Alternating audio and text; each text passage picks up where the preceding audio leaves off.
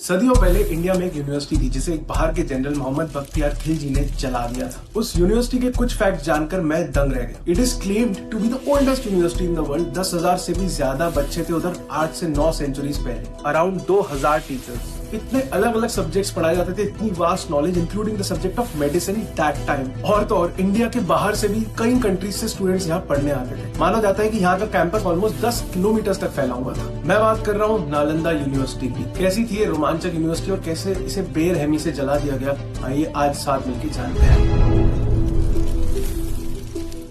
ऐसी स्टोरीज को कवर करने का खास चैलेंज होता है फैक्चुअल एक्यूरेसी। इसलिए मैंने अकाउंट सुने प्रोफेसर, हिस्टोरियन और आर्कियोलॉजिकल सर्वे ऑफ इंडिया के ऑफिशियल्स के भी।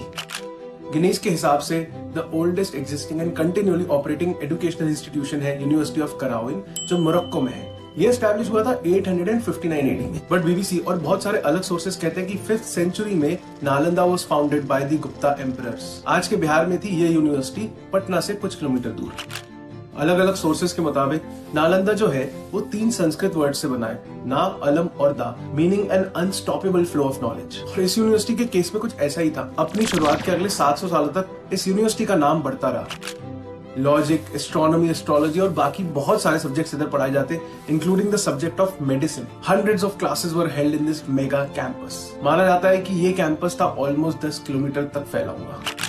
अपनी पीक पर इस यूनिवर्सिटी में 10,000 या उससे ज्यादा स्टूडेंट्स थे। और हाँ, स्टूडेंट सिर्फ इंडिया से नहीं थे। आप सोचिए उस टाइम पे चाइना, जापान, कोरिया जैसी कंट्रीज से लोग यहाँ पढ़ने आते थे, और even Tibet, Mongolia, Turkey, Sri Lanka और साउथ ईस्ट एशिया से भी।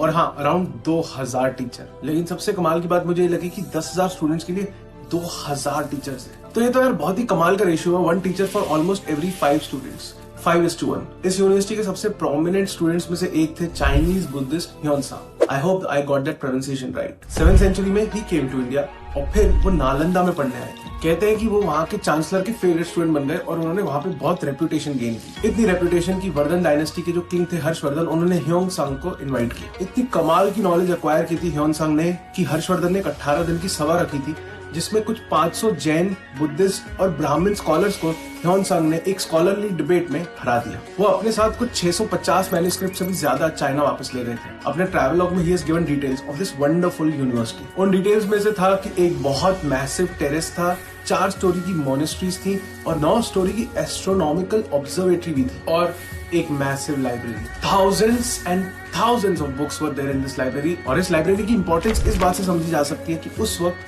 प्रिंटिंग नहीं होती थी, सब किताबें हाथ से लिखनी पड़ती थी। लेकिन सब कुछ तहस नहस हो गया जब इस महान यूनिवर्सिटी को जला दिया गया 12th और 13th सेंचुरी के आसपास। पर सवाल ये कि कोई भी ऐसी प्रेस्टिजियस यूनिवर्सिटी को जलाएगा क्यों जहाँ पे इतनी सारी नॉलेज है। मोहम्मद बख्तियार खिलजी, यह है घुरीद आर्मी के जनरल। तो अब एक स्टोरी तो मैंने कई जगह पढ़ी, वो ये है कि कैसे बख्तियार खिलजी जो था वो बीमार पड़ा, लेकिन वो इलाज के बाद भी ठीक नहीं हो रहा था। तो किसी ने उसको सुझाव दिया कि भाई जो नालंदा यूनिवर्सिटी के राहुल श्रीभद्र है उनसे इलाज करवा ले वो। पर खिलजी जो था वो कन्विंस नहीं था और उसने उनकी दी हुई दवाई भी मना कर दी। कहते हैं उसने ऐसा राहुल श्रीभद्र को नीचा दिखाने के लिए किया था, ऑल्सो बिकॉज वो उनकी कम्युनिटी से नहीं था। राहुल श्रीभद्र ने फिर दिमाग लगा के खिलजी को एक कुरान दे दी और उससे कहा कि बस वो कुरान पढ़ता रहे। थ्योरी है कि उस कुरान के पेजेस पे राहुल श्रीभद्र ने मेडिसिन लगा दी। वक्त के साथ कुरान पढ़ते पढ़ते खिलजी ठीक हो गया। अब ऐसे में तो खिलजी को खुश होना चाहिए है ना, लेकिन वो इनसिक्योर हो गया था। उसे लगा कि उसके खुद के लोग तो उसे ठीक नहीं कर पाए और कोई और ने उसको ठीक किया। इस भावना के साथ उसको लगा कि यार जो ये नॉलेज है उसके सोर्स को मिटा देना चाहिए। मतलब सोचिए आप कि जिस नॉलेज के दम पे वो आज ठीक हो गया था, वो उसी को मिटाना चाहता था। कहते हैं उस वक्त ये दुनिया की सबसे बड़ी लाइब्रेरी थी। ये भी कहते हैं कि हजारों मंक्स भी बेरहमी से मारे गए और इस लाइब्रेरी की किताबें 3 महीने तक जलती रहीं। 3 महीने तक। I can't even imagine the magnitude of this massive library and the amount of knowledge it held within its chambers.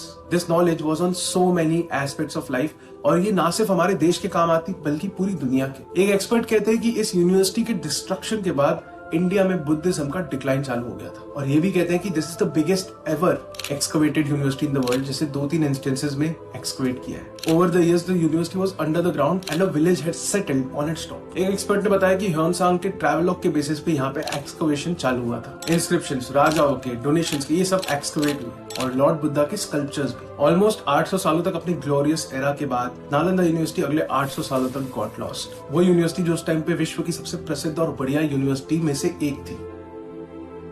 तो दोस्तों क्या लगता है आपको, अब क्या कुछ नहीं हो सकता?